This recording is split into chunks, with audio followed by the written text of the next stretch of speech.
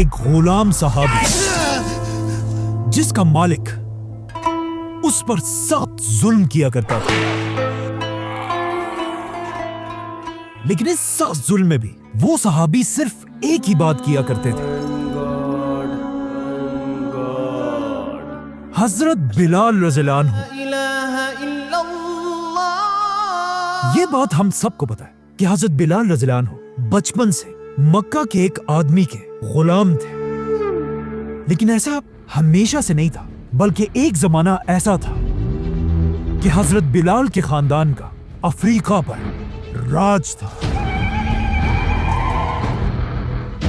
جہاں حضرت بلال کے خاندان کی حکومت ایتھیوپیا سے یمن تک پھیلی ہوئی تھی، اور حضرت بلال کی ماں اس ایمپائر کی ایک پرنسس تھی۔ Bilal radiallahu ta'ala anhu's mother was an Abyssinian princess. لیکن اچانک ایک دن اسی خاندان کے ایک آدمی نے اپنے بادشاہ کے خلاف بغاوت کر دی اور یمن کو حبشہ سے توڑ دیا، اور اس آدمی کا نام تھا ابرہہ۔ جیسے ہی ابرہہ عرب کا سب سے طاقتور بادشاہ بنا، اس نے دیکھا کہ ہر سال پورے عرب کے لوگ حج کرنے کے لیے کعبہ کی طرف جاتے ہیں، اور اسی حج کی وجہ سے مکہ عرب کا ایک بہت ہی رچ اور امیر علاقہ بن چکا تھا۔ یہ دیکھ کر ابرہہ کے ذہن میں ایک بہت ہی اسٹوپڈ آئیڈیا آیا، اور اس نے اپنے کیپٹل یمن میں بھی ایک بہت بڑا چرچ بنایا تاکہ عرب کے لوگ کعبہ کو چھوڑ کر ابرہہ کے چرچ کی طرف آئے۔ لیکن آف کورس عرب میں کوئی بھی ابرہہ کے اس چرچ کی طرف نہیں آیا، اور سب دوبارہ اسی پرانے کعبہ کی طرف جاتے رہے۔ یہ دیکھ کر ابرہہ کو غصہ آیا، اور اس نے 60,000 کی فوج جمع کر کے کعبہ کو گرانے کے لیے مکہ پر حملہ کر دیا۔ اب ابرہہ کی اسی فوج میں بلال رضی اللہ عنہ کی ماں پرنسس حمامہ بھی تھی۔ ابرہہ نے اپنی پوری طاقت سے ہاتھیوں کے ساتھ مکہ پر حملہ کیا، لیکن we all know وہ یہ جنگ ایک میریکل سے ہار گئے،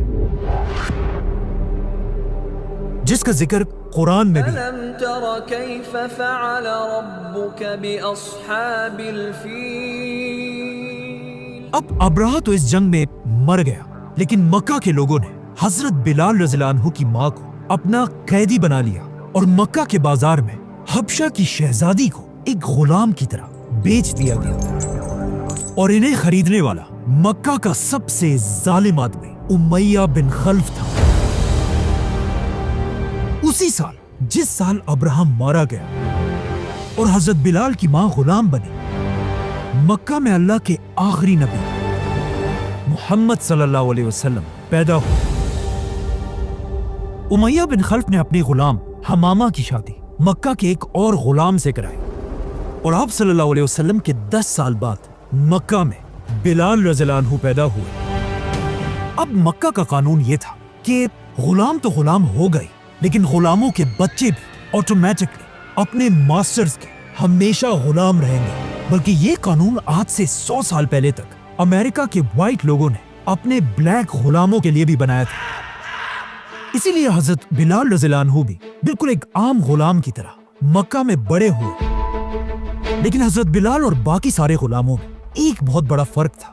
باقی سارے غلاموں کے ماں باپ بھی غلام تھے، لیکن حضرت بلال کی ماں کسی زمانے میں ایک پرنسس رہ چکی تھی، اسی لیے حضرت بلال کی زندگی کو دیکھ کر لگتا ہے کہ ان کی ماں نے ان کی تربیت ایک غلام کی طرح نہیں بلکہ ایک شہزادی کی طرح کی تھی۔ جب حضرت بلال کی عمر 30 سال ہوئی، انہی کے شہر مکہ میں رسول اللہ صلی اللہ علیہ وسلم پر قرآن کی پہلی وحی نازل ہوئی، جس کے بعد آپ صلی اللہ علیہ وسلم آہستہ آہستہ مکہ کے لوگوں کو اسلام کی طرف بلانے لگے، لیکن یہ دیکھ کر مکہ کے سارے سردار آپ صلی اللہ علیہ وسلم کے خلاف ہو گئے، اور آپ صلی اللہ علیہ وسلم کو بدنام کرنے کے لیے مکہ کے سردار ان پر جھوٹے الزام لگانے لگے۔ حضرت بلال کا ماسٹر امیہ بھی ہر وقت آپ صلی اللہ علیہ وسلم کے خلاف بولتا رہتا تھا، لیکن جب بھی وہ کسی سے آپ صلی اللہ علیہ وسلم کے بارے میں باتیں کرتا تھا، وہ سب کچھ حضرت بلال چھپ کر سن لیتے تھے، اور وہ سوچنے لگے کہ یہ تو جو بھی محمد کہہ رہا ہے بالکل ٹھیک کہہ رہا ہے، تو پھر آخر کیوں مکہ کے سردار ان سے نفرت کر رہے ہیں؟ یہاں سے آہستہ آہستہ حضرت بلال کے دل میں आप सल्लल्लाहु अलैहि वसल्लम की मोहब्बत बढ़ने लगी। आहिस्ता आहिस्ता मक्का में मुसलमान बढ़ने लगे और आखिर इतने बढ़ गए कि अब मक्का के सरदार इसे और बर्दाश्त नहीं कर सकते थे। तो उन्होंने इस्लाम को और फैलने से रोकने के लिए नए मुसलमानों पर जुल्म करने लगे, स्पेशली कमजोर मुसलमानों पर। एक दिन हजरत बिलाल का मास्टर उमैया बिन खल्फ मक्का में किसी से आप सल्लल्लाहु अलैहि वसल्लम के बारे में बहस कर रहा था। اسمعك جيدا तो अचानक सामने से उस सरदार ने उमैया से कहा कि तुम इतनी बड़ी बड़ी बातें तो कर रहे हो, लेकिन खुद तुम्हारा फेवरेट गुलाम बिलाल मोहम्मद के साथ मिल चुका है। أتجرئ على سؤالي؟ जिस पर मक्का के सारे सरदार उमैया पर हंसने लगे। ये सुनकर उमैया को बहुत गुस्सा आया, क्योंकि बिलाल उसका सबसे बेस्ट गुलाम था और वो बिलाल पर इतना ट्रस्ट करता था कि उसने बिलाल को उस कमरे की चाबी भी दी थी जिसमें उसने अपने खुदाओं के बुत रखे हुए थे। और अब उसी बिलाल ने उमैया का सारा ट्रस्ट तोड़ दिया था। तो जब मक्का के बीच में सारे सरदार उमैया पर हंस रहे थे, ये देखकर उमैया गुस्से से पागल हो गया। بلال अगले ही दिन उसने बिलाल को पकड़कर उसे टॉर्चर करना शुरू किया। उसने हजरत बिलाल को कोड़े मारे और जब कोड़ों से उसका दिल नहीं भरा, उसने हजरत बिलाल को स्टील का आर्मर पहनाकर उन्हें सारा दिन धूप में फेंक दिया। मतलब सऊदी के डेजर्ट की सख्त धूप, जहां आज भी 50 डिग्री से ज्यादा गर्मी होती है। ये स्टील का आर्मर इस सख्त धूप से गर्म होकर हजरत बिलाल के स्किन को जला देता था। और जब इन सजाओं से उमैया बोर हो जाता था, तो वो हजरत बिलाल को मक्का के आवारा लड़कों के हवाले कर देता था और वो लड़के हजरत बिलाल के हाथ और पैर बांधकर मक्का के गलियों में घसीटते थे। लेकिन उमैया का दिल इस सब से भी नहीं भरा। उसने हजरत बिलाल को सख्त धूप में रेत पर लेटाया और उनके सीने पर एक बहुत बड़ा पत्थर रखा और हजरत बिलाल से कहा, कहो कि मेरा खुदा लात और ओज़ा है। लेकिन हजरत बिलाल फिर भी सिर्फ एक ही बात कहते जा रहे थे, अहद। जिससे उमैया को और भी गुस्सा आया और उसने हजरत बिलाल के ऊपर एक दूसरा बड़ा पत्थर रखा और बिलाल से फिर कहा, कहो कि मेरा खुदा लात और ओज़ा है। लेकिन हजरत बिलाल ने नहीं कहा और उमैया ने उन पर तीसरा बड़ा पत्थर भी रखा और हजरत बिलाल रज़ियल्लाहु अन्हु बेहोश हो गए। अब जब हजरत बिलाल पर ये सब जुल्म हो रहा था, एक दिन अचानक अबू बकर रज़ियल्लाहु अन्हु हजरत बिलाल के मास्टर उमैया के पास गए और उससे कहा कि बिलाल पर थोड़ा तो रहम करो, कब तक उस पर इसी तरह जुल्म करते रहोगे। तो उमैया ने गुस्से से अबू बकर रज़ियल्लाहु अन्हु को कहा कि अगर तुम्हें इतना ही इस बिलाल पर रहम आ रहा है, तो फिर तुम इसे मुझसे खरीद क्यों नहीं लेते। तो अबू बकर रज़ियल्लाहु अन्हु ने उमैया को देखा और कहा, बोलो क्या कीमत चाहिए तुम्हें बिलाल की। उस वक्त अबू बकर रज़ियल्लाहु अन्हु का मक्का में बहुत बड़ा बिजनेस था और अबू बकर रज़ियल्लाहु अन्हु को पता था कि ये उमैया जो भी कीमत बोले, मैं उसे अदा करने के लिए तैयार हूं। ये सुनकर उमैया ने कहा, अच्छा तो ऐसी बात है। उमैया ने जानबूझकर बिलाल की कीमत बाकी गुलामों से बहुत ऊपर लगाई ताकि ये कीमत सुनकर अबू बकर पीछे हट जाए। लेकिन ऐसा नहीं हुआ। अबू बकर रज़ियल्लाहु अन्हु ने बिलाल को उमैया की मुंह मांगी कीमत पर खरीद लिया। जैसे ही हजरत अबू बकर ने उमैया को सारे पैसे दे दिए, उमैया ने हंसकर उनसे कहा कि इस बिलाल के लिए अगर तुम मुझे बहुत कम पैसे भी दे देते तो मैं इसे बेच देता। लेकिन अबू बकर रज़ियल्लाहु अन्हु ने उन्हें जवाब दिया कि अगर बिलाल के लिए तुम मुझसे 100 दिनार भी मांगते तो मैं बगैर सोचे तुम्हें दे देता। और हजरत बिलाल को खरीदते अबू बकर रज़ियल्लाहु अन्हु ने उन्हें आजाद कर दिया। हजरत बिलाल पैदा होने से अब तक मक्का में एक गुलाम थे, लेकिन अब आजाद होने के बाद बिलाल रज़ियल्लाहु अन्हु पहली बार एक आजाद इंसान की तरह मुसलमानों की मीटिंग्स में आप सल्लल्लाहु अलैहि वसल्लम के साथ बैठने लगे। हजरत बिलाल और बाकी गुलामों को आप सल्लल्लाहु अलैहि वसल्लम की महफिलों में बिल्कुल आम लोगों की तरह ट्रीट किया जाता था और इन गुलामों को इतनी इज्जत मिलते देखकर मक्का के सरदार अंदर से जल रहे थे। यहाँ तक कि एक दिन उन्होंने आप सल्लल्लाहु अलैहि वसल्लम से कहा कि अब हम आपसे तभी मिलेंगे जब आप इन काले और कमतर गुलामों को अपने आप से दूर रखेंगे। लेकिन मक्का वालों की इसी रेसिज्म और गुरूर को तोड़ने के लिए कुरान की सूरह कहफ की आयत नाजिल हुई। ए मोहम्मद, अपने आप को इन्हीं लोगों के साथ रखना जो हर वक्त सुबह शाम अपने रब को पुकारते हैं। खबरदार, तेरी निगाहें इनसे ना हटने पाए, और देख उसका कहना ना मानना जिसका दिल हमने अपनी याद से रोक दिया है। इसीलिए आप सल्लल्लाहु अलैहि वसल्लम भी मक्का के सरदारों से ज्यादा इन कमजोर मुसलमानों को इज्जत दिया करते थे। आहिस्ता आहिस्ता मक्का वालों का जुल्म और भी बढ़ता गया, और अब वो सिर्फ कमजोर मुसलमानों पर नहीं बल्कि इवन रसूलुल्लाह सल्लल्लाहु अलैहि वसल्लम को भी मारने की प्लानिंग करने लगे। तो अब मक्का में रहना और इम्पॉसिबल था, और आप सल्लल्लाहु अलैहि वसल्लम के हुक्म से मुसलमान मक्का को छोड़कर मदीना की तरफ हिजरत करने लगे, और हजरत बिलाल भी मक्का को छोड़कर मदीना पहुंचे। जैसे ही मुसलमान मदीना पहुंचे, मुसलमानों ने सबसे पहला काम यह किया कि उन्होंने आप सल्लल्लाहु अलैहि वसल्लम के हुक्म से मदीना में मस्जिद नबवी बनाई। जैसे ही मस्जिद कंप्लीट हुई, यहां पर एक बहुत बड़ा मसला था कि अब मदीना के इन नए मुसलमानों को हर दिन 5 वक्त की नमाज के लिए कैसे बुलाया जाएगा। अल्लाहु अकबर। कुछ लोगों ने कहा हम यहाँ एक आग जलाकर लोगों को नमाज के लिए बुलाते हैं। कुछ लोगों ने कहा नहीं, हम क्रिश्चियंस की तरह बेल बजाकर लोगों को बुलाते हैं। और जब मुसलमान इन्हीं डिस्कशंस में थे, अचानक उनके पास एक सहाबी आए और आप सल्लल्लाहु अलैहि वसल्लम को अपना ख्वाब बताया कि मैंने कल रात एक ख्वाब देखा जिसमें एक शख्स घंटी बजाकर लोगों को बुला रहा था। मैं ख्वाब में इस शख्स के पास गया और मैंने उसे कहा ये घंटी मुझे बेच लो। उसने मुझसे पूछा तुम इस घंटी का क्या करोगे? तो मैंने उस आदमी से कहा कि मैं ये घंटी बजाकर लोगों को नमाज के लिए बुलाऊंगा। लेकिन उस आदमी ने मुझे कहा नहीं, क्या मैं तुम्हें इससे भी अच्छा तरीका ना बताऊं? और फिर उस आदमी ने मुझे ये वर्ड सिखाए। इस आदमी का ख्वाब सुनकर साथ बैठे उमर रज़ियल्लाहु अन्हु ने भी कहा कि मैंने भी सेम ख्वाब देखा है। अब ये तो जाहिर था कि ये ख्वाब अल्लाह की तरफ से था, लेकिन अब क्वेश्चन ये था, इन सारे सहाबा में कौन इस्लाम की पहली अजान देगा? तो आप सल्लल्लाहु अलैहि वसल्लम ने उस सहाबी को हुक्म दिया कि जाओ और बिलाल को अपने ख्वाब के अल्फाज सिखाओ, क्योंकि बिलाल की आवाज बहुत ऊंची और खूबसूरत भी है।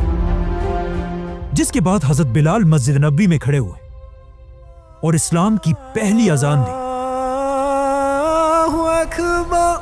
आज पूरी दुनिया में ऐसा एक सेकंड भी नहीं गुजरता कि जब कहीं ना कहीं अजान दी जा रही हो।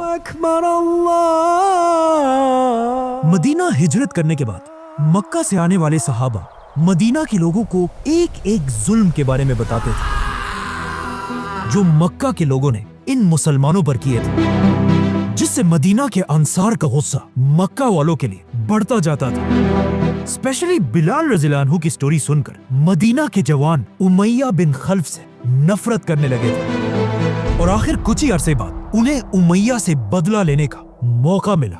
जंगे बदर,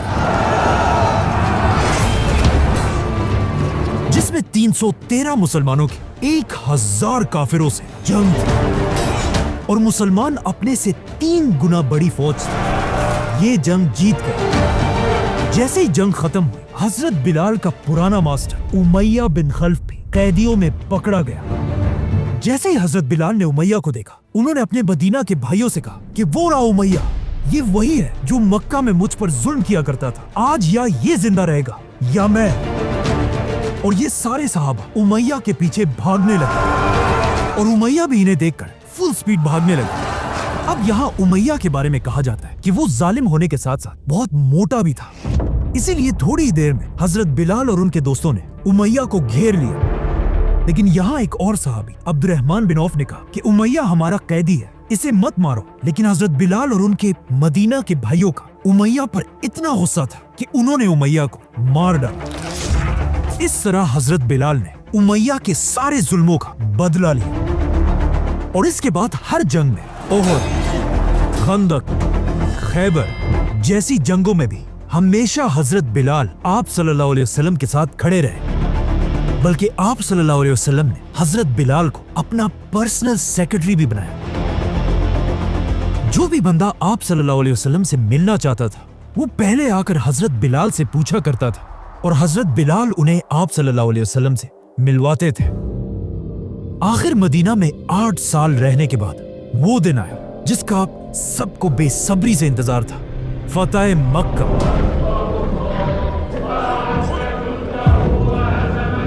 یہ وہی تھوڑے سے مسلمان تھے جو اس سے 8 سال پہلے مکہ کو چھوڑ کر خالی ہاتھ مدینہ گئے تھے، لیکن اب صرف 8 سال بعد آپ صلی اللہ علیہ وسلم 10,000 کی فوج کے ساتھ مکہ میں داخل ہوئے۔ جیسے ہی مکہ فتح ہوا، آپ صلی اللہ علیہ وسلم نے بلال کو اپنے پاس بلایا اور ان سے کہا جاؤ اور مکہ میں پہلی اذان دو۔ حضرت بلال سیدھا کعبہ کی چھت پر چڑھے اور چھت پر کھڑے ہو کر اپنی خوبصورت آواز میں اذان دینے لگے۔ لا الہ الا اللہ۔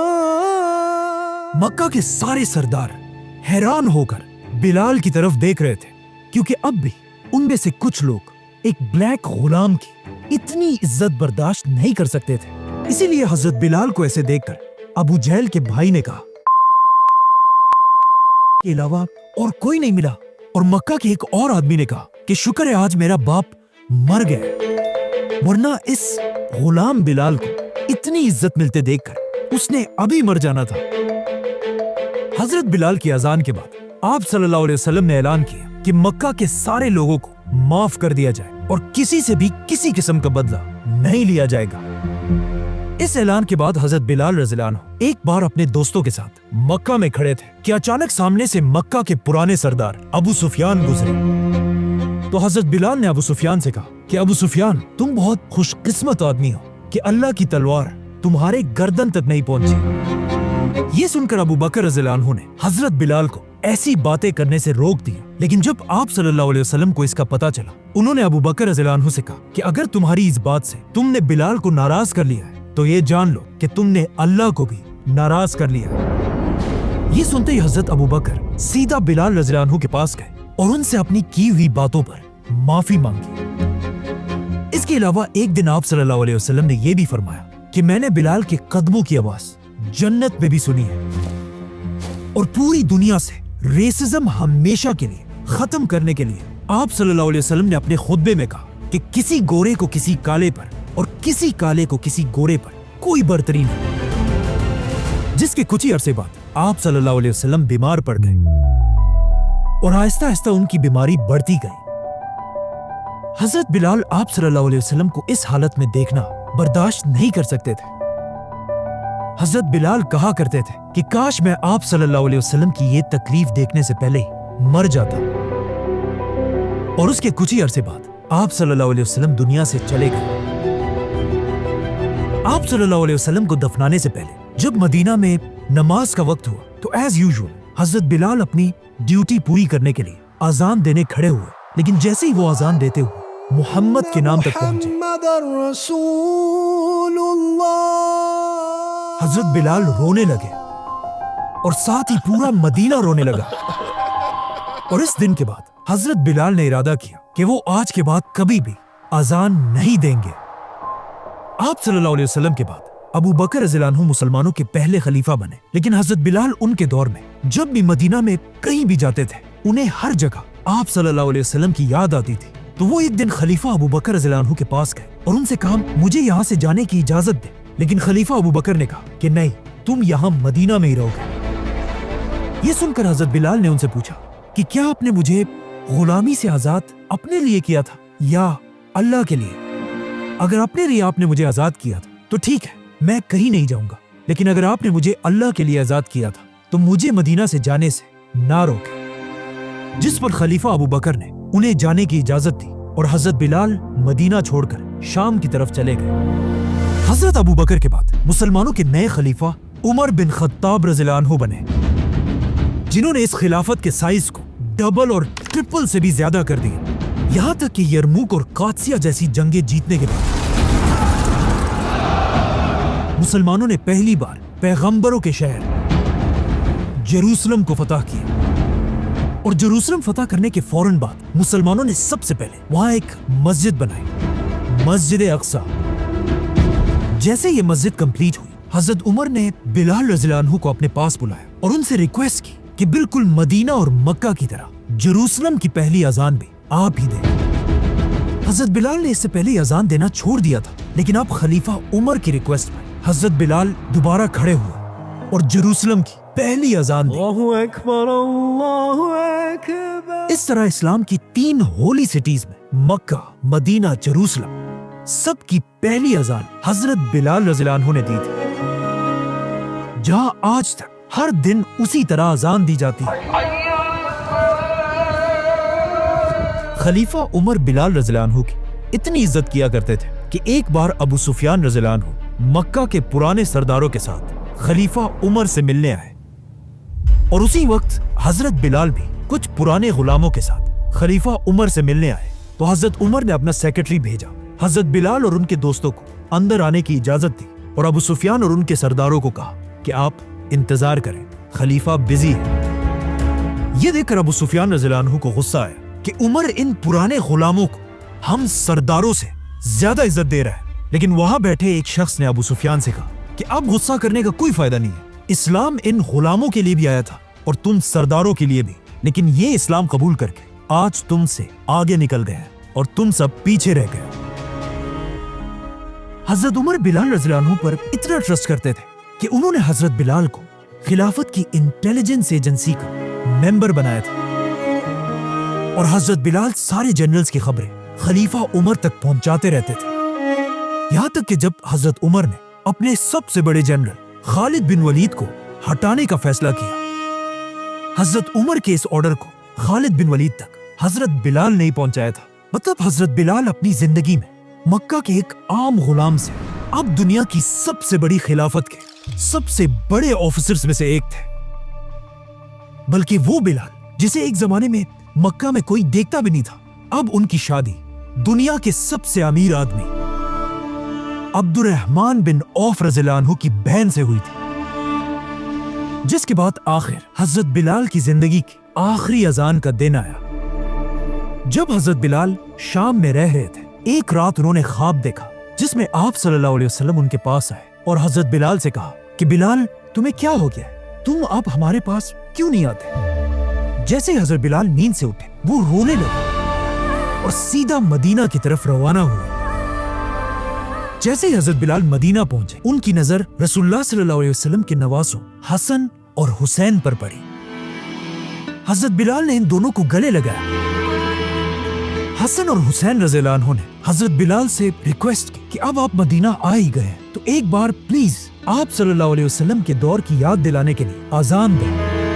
اب حضرت بلال اذان دینا تو نہیں چاہتے تھے، لیکن وہ آپ صلی اللہ علیہ وسلم کے نواسے حضرت حسن کی فرمائش نہیں ٹھکرا سکتے تھے، اور حضرت حسن تو دکھتے بھی بالکل آپ صلی اللہ علیہ وسلم کی طرح تھے۔ تو حضرت بلال کئی سالوں کے بعد آگے بڑھے اور مسجد نبوی میں کھڑے ہو کر زور سے اذان دینے لگے۔ اللہ اکبر اللہ اکبر۔ جیسے ہی حضرت بلال کی آواز مدینہ کے گلیوں میں پھیلی، لوگ ان کی آواز سن کر حیران رہ گئے۔ مدینہ کے بازار میں سب اپنی دکانیں کھلی چھوڑ کر رسول اللہ صلی اللہ علیہ وسلم کی مسجد کی طرف بھاگنے لگے، اور حضرت بلال کی آواز سن کر سب کو آپ صلی اللہ علیہ وسلم اور ان سارے صحابہ کی یاد آ رہی تھی جو اب دنیا سے چلے گئے تھے۔ لیکن جیسے ہی ایک بار پھر حضرت بلال اذان میں محمد کے نام تک پہنچے، محمد، حضرت بلال کی آواز بالکل رک گئی اور وہ رونے لگے، اور ان کے ساتھ پورا مدینہ بھی زور زور سے رونے لگا۔ حضرت بلال نے دوبارہ کوشش کی، لیکن پھر محمد کے نام تک پہنچ گئے، ان کی آواز رک گئی اور وہ دوبارہ رونے لگے۔ یہ تھی حضرت بلال کی زندگی کی آخری اذان، جس کے بعد وہ واپس شام گئے اور وہیں پر فوت ہو گئے، جہاں آج تک ان کی قبر ہے۔ اور کہا جاتا ہے حضرت بلال کی کوئی بھی اولاد نہیں تھی، لیکن حضرت بلال کے وفات کے بعد بھی پوری دنیا کے مسلمان انہیں یاد کرتے تھے، یہاں تک کہ افریقہ میں حضرت بلال اتنا فیمس ہو چکے تھے کہ آنے والے افریقہ کے ہر مسلمان بادشاہ یہ کوشش کرتے تھے کہ کسی طرح وہ اپنا تعلق حضرت بلال کے ساتھ جوڑے۔ آج پوری دنیا جس آدمی کو انسانوں کی تاریخ کا سب سے امیر آدمی سمجھتی ہے وہ ہے مانسا موسیٰ۔ جس کی دولت آج $500 بلین بنتی ہے، ایون ایلون مسک سے بھی زیادہ۔ Generally describing what وہ مانسا موسیٰ بھی اپنے آپ کو حضرت بلال رضی اللہ عنہ کی اولاد کہتا تھا۔ اب یہ سچ ہے کہ نہیں یہ تو نہیں پتا، لیکن یہ بات کلیئر ہے کہ وہ بلال جو ایک زمانے میں مکہ کا عام غلام تھا، آگے جا کر دنیا کا سب سے امیر آدمی، اسی بلال کی اولاد ہونے پر فخر کرتا تھا۔ Subscribe.